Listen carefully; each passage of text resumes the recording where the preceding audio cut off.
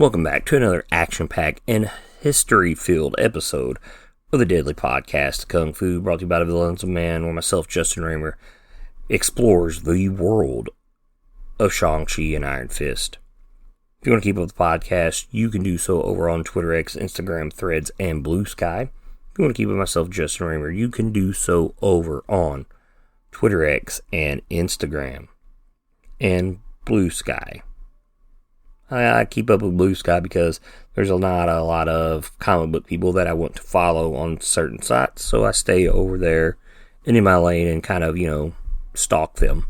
But anyways, today we're covering one of the Iron Fist of the past. We're going to cover Wu Ao-Shi, the pirate queen of Pinghai Bay. She made her first appearance, or you could call it a cameo. It's 3 pages. To me, that's a first appearance as a reader and a collector in Immortal Iron Fist number 2. But today we're going to focus on her origin in Immortal Iron Fist number 7, or if we're going by legacy number, that's Iron Fist number 33. Now, if you ask me, I honestly think that she is the most popular Iron Fist outside of Danny Rand. If Marvel would give her own series, 10 issues, 15 issues, 20 issues, just to give us what we did not get in this issue, I think it would sell like hotcakes. I really do. She's very stupid popular. The MCU and Colleen Wing and the Iron Fist Netflix series really helped build that up. But yeah, she's super popular and super unique to the mythos once she debuted. Let's go ahead and start getting into that. Immortal Iron Fist number 7 was released on July 25th, 2007, along with 21 other titles from Marvel Comics. They are Amazing Spider-Man Volume 1, number 542, which I think we're in the black and black. Yeah, I do have dyslexia from time to time. Era around Civil War or after Civil War. But Amazing Spider-Man Volume 1, number 542. We have Annihilation Conquest, Star-Lord, Volume 1, number 1. When I read that, man, I did not realize that come out so fast after the regular Annihilation storyline. Still good stuff. We got Black Panther Volume 4, number 29. Cable and Deadpool, Volume 1, number 43. Daily Bugle, Volume 2, number 11. Fantastic 5, Volume 2, number 2. Heroes for Hire, number 2, number 12. Incredible Hulk, Volume 2, number 108. Invincible Iron Man, Volume 1, number 20. Marvel Adventures Iron Man, Volume 1, number 3. Mighty Avengers, Volume 1, number 4. Onslaught Reborn, Volume 1, number 4. Man, kind of threw me for a loop. It's a lot of 4s. Sensational Spider-Man, Volume 2, number 39. Silver Surfer Requiem, Volume 1, number 3. Spider-Man Fairy Tales, Volume 1, number 3. Ultimate Fantastic Four, Volume 1, number 44. Unholy Union, Volume 1, number 1. Wolverine, Volume 3, number 55. Yeah, that's like right after the death of Sabretooth when he cuts off his head with the Miramasa blade, if I'm right. World War Hulk, X-Men, Volume 1, number 2. Hey, look, man, that X-Men story for World War Hulk is awesome. If you've never read it, it's very action-packed. I love that story. But we have X-Men First Class, Volume 2, number 2, and X-Men Volume 2, number 201. Your creators for this story, and it's a lot to break down, the script is Ed Brubaker and Matt Fraction. Pencils go to Travel Foreman for pages 1 through 6. Lindro Fernandez, pages 7 through 13. Kyrie Evans, pages 14 through 22. The inks, Derek Friedhoffs, go to page 1 through 6. Francisco Perozzini, pages 7 through 13. Lindro Fernandez, again, pages 7 through 13. So that's kind of weird that he colored some of his own pages along with somebody else, but hey, what do I know? Victor Olazaba, pages 14 through 12. Like I said, it's a mouthful. Your colors go to Dan Brown, letters go to Dave Lamphere, and your editor is Warren Simons. The cover featuring Asfan's Queen goes to Travel Foreman. A young Wu Ao-Shi kneels in the dirt with her hands bound behind her back. In her mouth, a cherry is set between her teeth as drool flows freely around it. As the merchant that she stole the berry from whips her, it bursts from her mouth, prompting him to replace it until justice is rightfully served. As he does, Wu leaps up, sweeping her bound hands under her legs. Extending forward, she breaks the merchant's nose with a punch. Spitting blood in his face, Kun the Thunderer steps from the onlooking crowd to stop any further harm. He offers the young girl choice: come with him or be taken by Kun-Lun guards. Years later, Ao-Shi has become the brightest student of the Thunderer. Outside of rigorous training, she is greeted by a fisherman who figures she is hungry. His simple gesture of being the first to ever give her anything leads to the two falling in love. As fate bestows upon the man 2 rings of silver, they are wed. But under the tutelage of Kun, Wu is on the path to challenge Shu Lao the Undying to become the Immortal Iron Fist. On the day she faced the dragon alone, the fisherman was overcome with fear and was unable to watch his love and faced impossible odds. When it was over, to her husband's surprise and all of those in attendance, Ao-Shi stood victorious. When the time came for Kun-Lun to connect its heavenly plane to earth, the fisherman decided to leave after deciding his heart could not bear watching his love risk her life. Learning of this, Wu decided to leave as well despite the frustrations of UT. As she left her home, Iron Fist found herself separated and unable to find her husband. As time passed, the fisherman did what he did. He fished the days away while missing his true love. Unbeknownst to him, his wife traveled the world, making a living protecting the people from the evil men will do. While Ao-Shi's legend and wealth grew, her husband remained oblivious to the tales. That is until 1545 AD. Fate decided yet again to play its hand. One day while fishing, Wokou pirates attacked the fishermen's village of Pinghai Bay, conquering its people. Word of their debauchery and corruption spread quickly across the lands to the ears and coin purse of the Iron Fist. Wu quickly acted and challenged the Pirate King, only to find herself outnumbered and captured. The next day, as his crew began to leave the village, they dragged Ao-Shi in shackles. To the fisherman's surprise, his silver wedding ring glowed with her chi as she neared. Seeing his love imprisoned, he knew it was up to him to free her. As a grim reminder to the people of Pinghai Bay, the Pirate King left the Iron Fist shackled to die. To her surprise, the fisherman, her husband, approached her jailers with food. Devouring the poisoned fish, he freed his love as death swiftly flowed through their bodies. Taking Wu to his boat, he set her afloat with the promise that she would never return to Pinghai Bay. Minutes later, he knew his wife had lied as the Pirate King's fleet slowly began to burn on the horizon.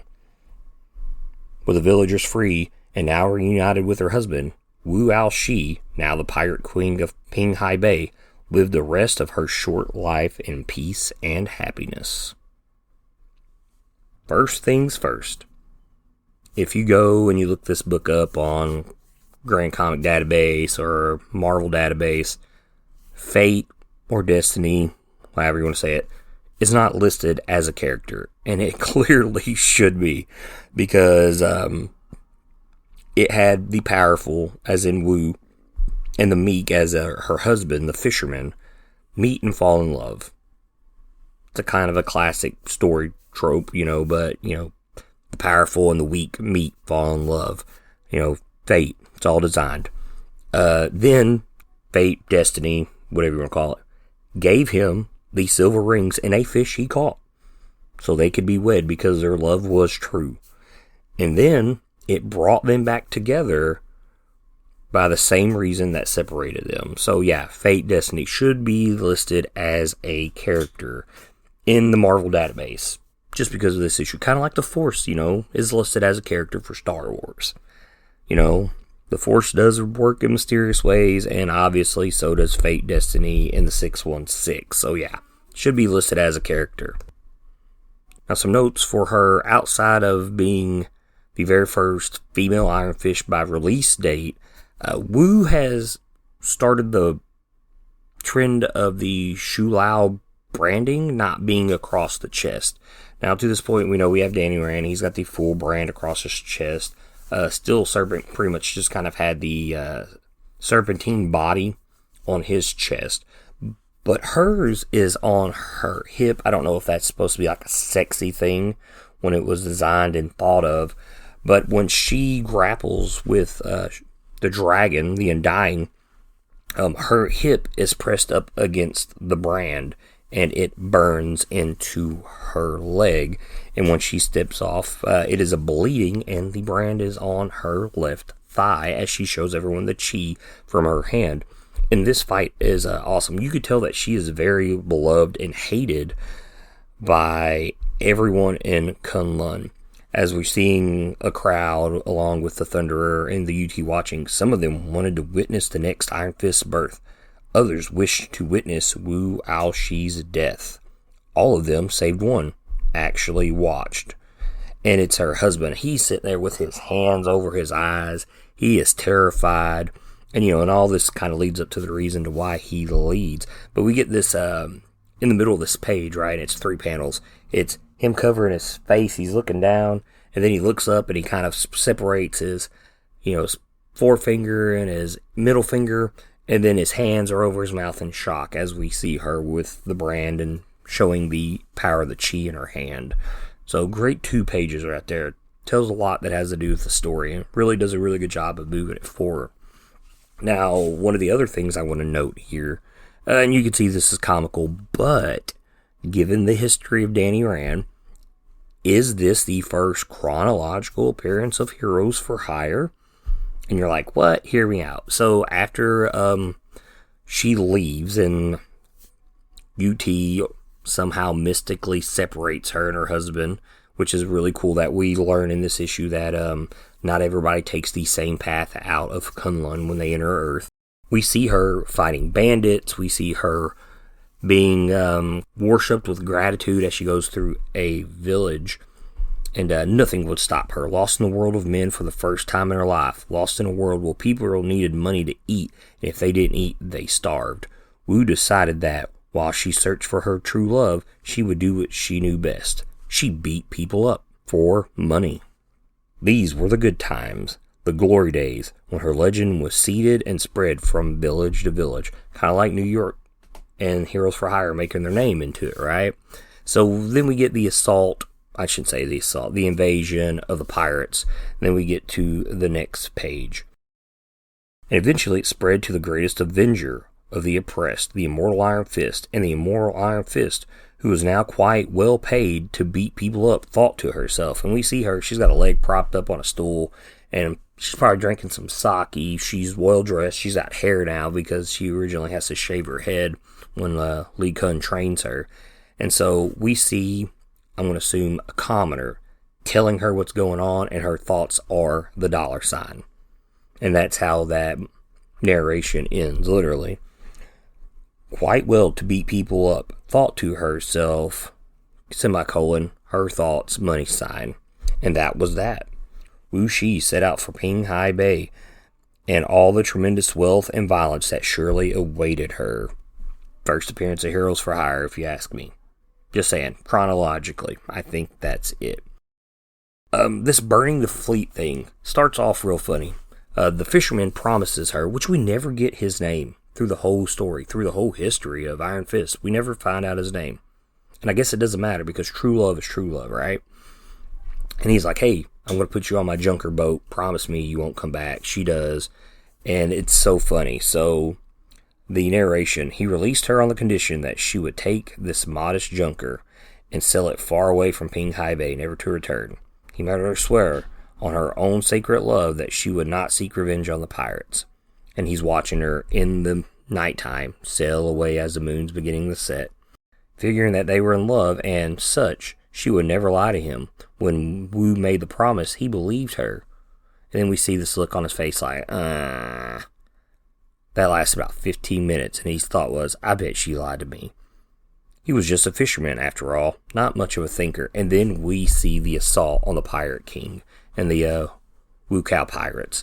And this is the first time we see her using lightning of God through her bow as she's using the chi through her arrows, and she is setting everything ablaze, jumping from ship to ship, destroying the Pirate King's fleet. And even at one point, it looks like she leaps from a boat, which causes it to explode behind her, which is really cool, using maybe the chi through her feet to cause the explosion.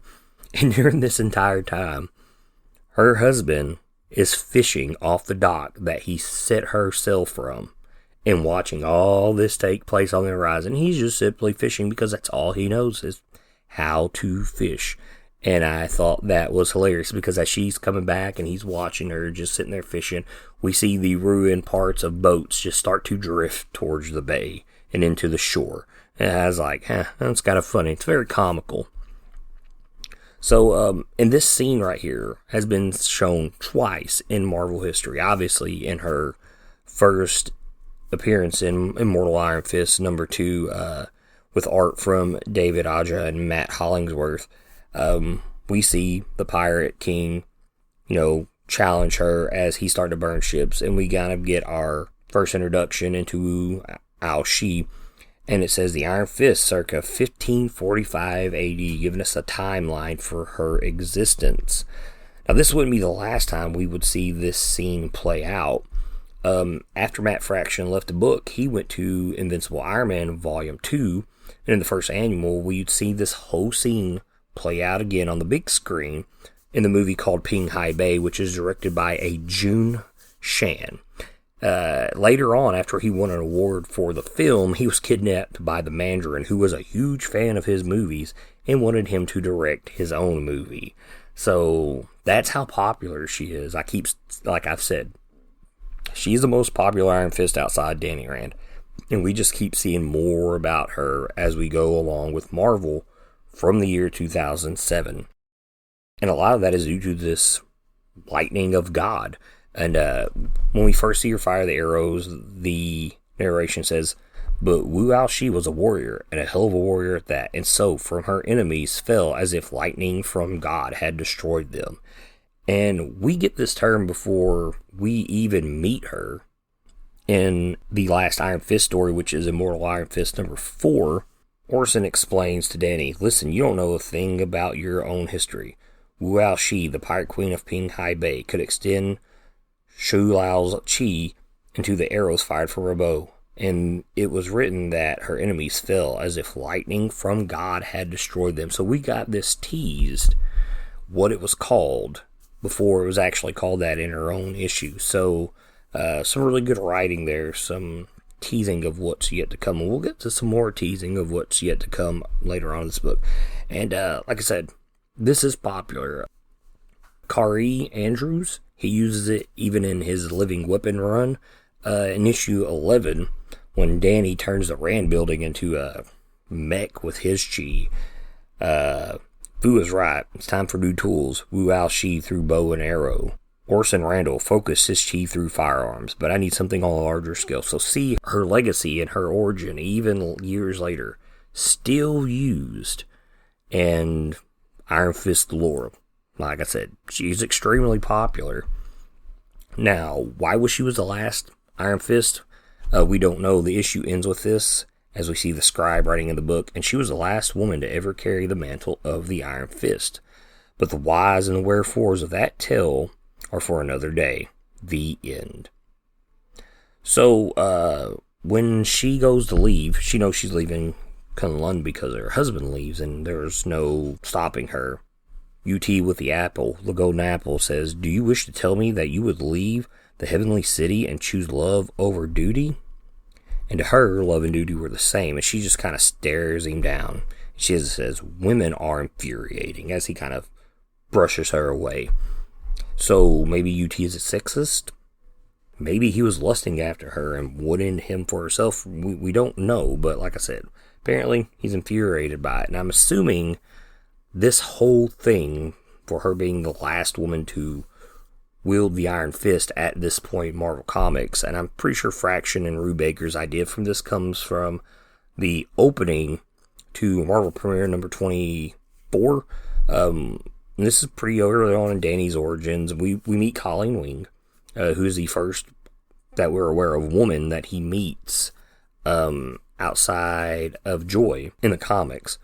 And they're kind of sparring, and he really doesn't want to spar with her. "You have never dueled a woman before. Such things were not done in Kun-Lun. There, a woman was treated with courtesy and respect, and they keep training." And she realizes he's holding back. This is where they got the idea for Wu Ao-Shi and being the last Iron Fist that was a female in that. And we get a little touch about her legacy in Alyssa Wong's Iron Fist #2, which is volume 6. As Mimi explains it to Lin, there's a mural of Wu in her parents' home, apparently. And have you seen the painting in my parents' room? That's a portrait of Wu Ao-Shi. She was a famous pirate queen and one of only a few women to become the Immortal Iron Fist.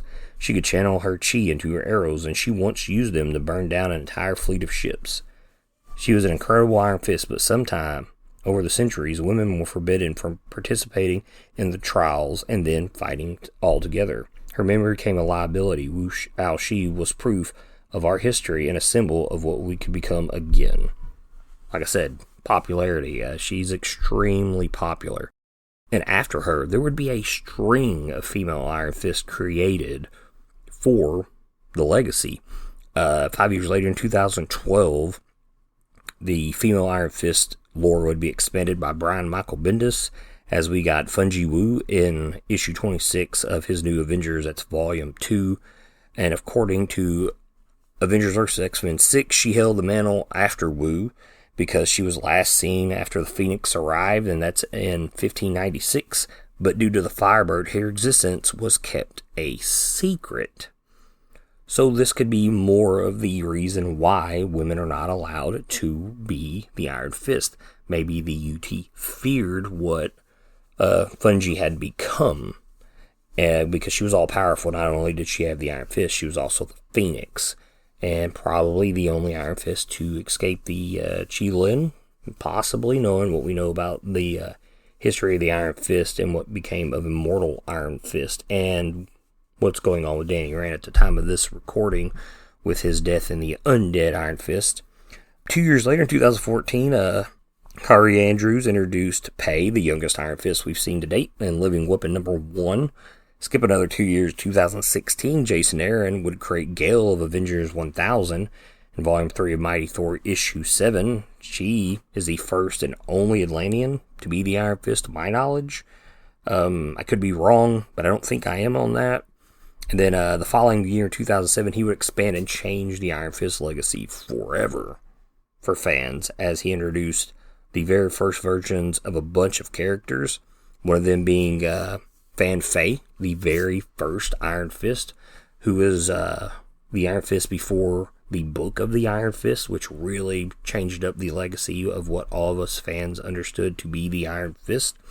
And that was in Marvel Legacy number 1. And she became a part of Odin's Avengers 1 million BC. And then 4 years later, in 2021, Larry Hama's Heart of the Dragon number 5 would make Okoye from Wakanda into something akin or greater to an Iron Fist. My big question is this ending. And so they remained well fed and loved for the rest of their days, which sadly were not long. And while she lived, she was Wu Ao-Shi, the pirate queen of Pinghai Bay, and she ruled with benevolence, protecting her people from tyranny and oppression. Now right there, for the rest of her days, which sadly were not long, foreshadowing the Qilin that would show up about 10 issues from this issue. And we know that all the Iron Fists die at the age of 33. So we see this image of her with a fisherman, and they have 3-4 children. I would imagine that would be pretty brutal. I would expect the Qilin to bait her in with her husband and her children. I would not be surprised if the Qilin killed them. I would pay to see that. Like I said, if you would give us Marvel a series about her, it would sell like hotcakes, because obviously this is how it would end with the battle with the Qilin, and I would really love to see that. I have some ideas myself, but hey, I got to get there before I can do anything. But since her debut, man, I just want to say, Wu Ao-Shi, I've been saying it through this entire episode, very popular. It's been almost 2 decades as of this recording. And if you don't believe me that she's popular, look at her legacy of female Iron Fist that's came after her. You cannot dispute that. And these are just 616 Iron Fists that are females. It goes way beyond to the multiverses of Marvel. I mean, at one time, we even see Kamala Khan as an Iron Fist during the Cosmic Ghost Rider story miniseries, if I'm right, is what that is in. So, yeah, like I said, and man, there might be more female Iron Fist wrote than there are male Iron Fists now that I think about it. Like, this popularity, man, it bled off into Netflix. It's the one thing everybody wants right now that's an Iron Fist fan. Because in that Netflix Iron Fist series, it was revealed that Colleen Wing is a descendant of Ao-Shi, the pirate queen of Pinghai Bay. And when Daredevil Reborn was announced, all of us was just online hoping and praying that Jessica Henwick would get to return to reprise that and to see that play out. Now, will we get that? Time will tell. And I hope we do, because I want more of that. But that'll wrap up this episode of the Deadly Podcast Kung Fu. You can follow the podcast on Twitter, X, Instagram, Threads, and Blue Sky. If you like music, check out Rushing Tiger by Kuro over on SoundCloud and YouTube. But most importantly, guys, support your local comic book shops and keep reading comics.